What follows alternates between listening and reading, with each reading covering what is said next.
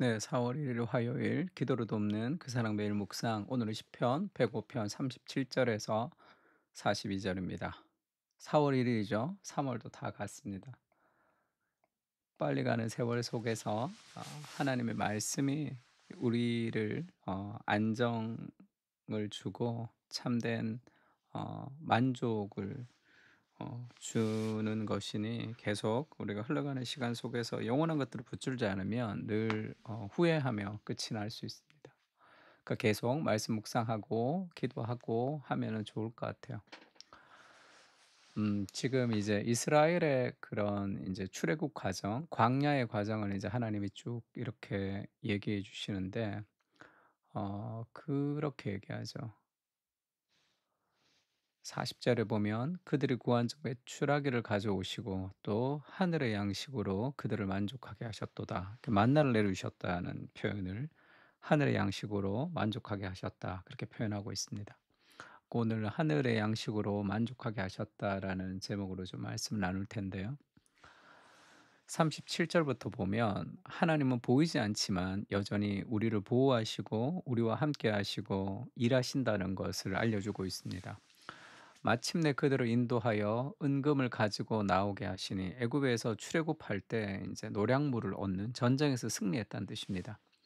그의 지파 중에 비틀거리는 자가 하나도 없었도다. 그러니까 하나님이 다 행하셨다는 거죠. 그들이 떠날 때에 애굽이 기뻐하였으니 그들이 그들을 두려워함이로다. 그 약한 이스라엘을 애굽이 두려워할 정도로 하나님의 역사가 컸습니다. 여호와께서 낮에는 구름을 펴사 덮개를 삼으시고 밤에는 불로 밝히셨으며 낮과 밤 동안 하나님이 늘 인도하셨다는 거죠. 그들이 구한즉 메추라기를 가져오시고 또 하늘의 양식으로 그들을 만족하게 하셨도다. 광야에서도 늘 하나님의 인도하심이 있었다. 보이지 않지만.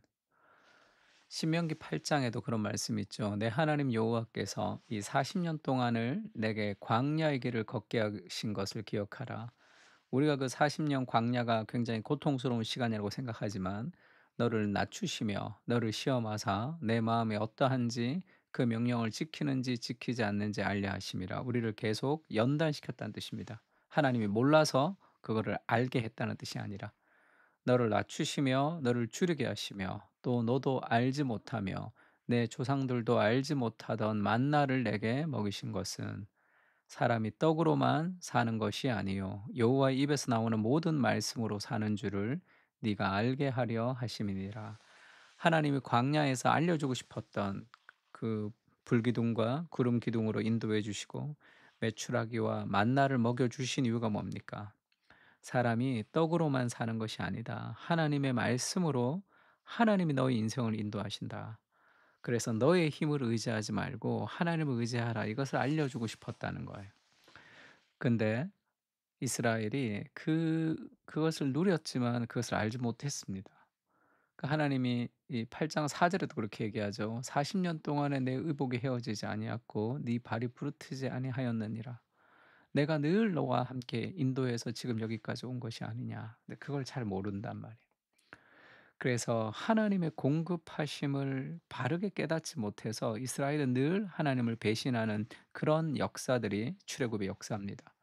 반석을 여신즉 물이 흘러 나와 마른 땅에 강같이 흘렀으니 이는 그의 거룩한 말씀과 그의 종 아브라함을 기억하셨음이로다. 하나님이 그 아브라함의 언약을 기억하시며 끝없는 사랑으로 이스라엘을 사랑하신다는 보호하심이 보여주고 있는데, 이 중간중간에 이스라엘은 늘 하나님의 공급을 신뢰하지 않고 배신합니다. 출애굽기 17장에도 그렇죠. 이스라엘 자손의 온 회중이 여호와의 명령대로 신 광야에서 떠나 그 요정대로 행하여 르비딤의 장막을 쳤습니다. 근데 하나님의 말씀에 순종했는데 마실 물이 없는 거예요. 이 뭐지? 잘못된 거 아니야? 백성이 모세와 다투어 이릅니다. 우리에게 물을 주어 마시게 하라. 모세가 그들에게 이르되 너희가 어찌하여 나와 다투느냐? 너희가 어찌하여 여호와를 시험하느냐? 그래서 지금 광야가 그들이 원했던 것이 아니었어요. 출애굽하고 나서 그냥 가나안이 있을 줄 알았습니다. 근데 광야에서 사람이 떡으로 살지 않고 말씀으로 산다는 것을 하나님이 알려주시고 싶은데 그들에게 싫은 거죠. 내가 뜻한 가나안이 아니어서 하나님을 향해서 분노합니다. 그 어려움을 통해서 하나님이 그들을 성장시키고 싶어 하시는데 그것을 보지 못하고 자기가 하나님인 것처럼 자기 스스로 자기 인생을 결정하면서 하나님을 원망하죠.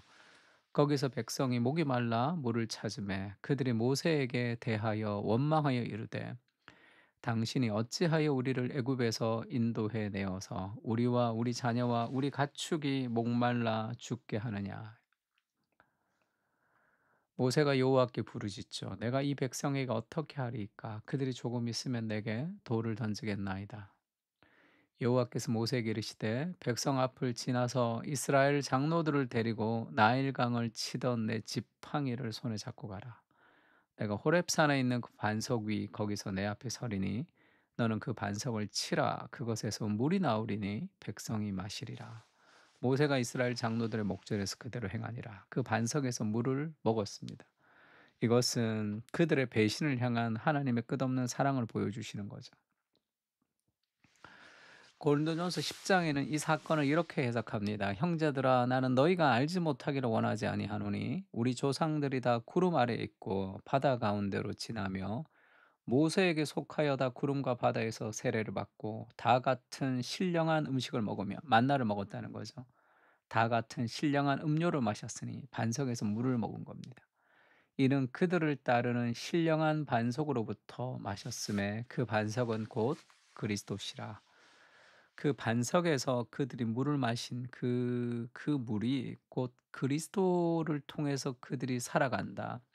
내가 주는 물을 먹는 자마다 영원히 목마르지 아니하리라 하셨던 그 그리스도를 상징하는 예표였다. 그렇게 얘기합니다. 자기 아들을 아끼지 아니하시고 우리 모든 사람을 위하여 내어 주시니가 어찌 그 아들과 함께 모든 것을 우리에게 주시지 아니하겠느냐. 이것을 좀 신뢰해야 돼요. 광야에서 없는 것이 많습니다. 근데 하나님이 계시잖아요. 자기 아들의 목숨을 우리에게 내어 주신 그분이 내 인생을 그냥 이렇게 끝내게 하지는 않을 것이다라는 삶의 확신을 가지고 어려운 광야 속에서도 하나님의 말씀을 좀 선택해야 됩니다. 근데 오늘날의 신앙이 그렇지가 않은 것 같아요. 직장이 너무 힘듭니다. 육아가 너무 힘듭니다. 나라가 너무 어렵습니다.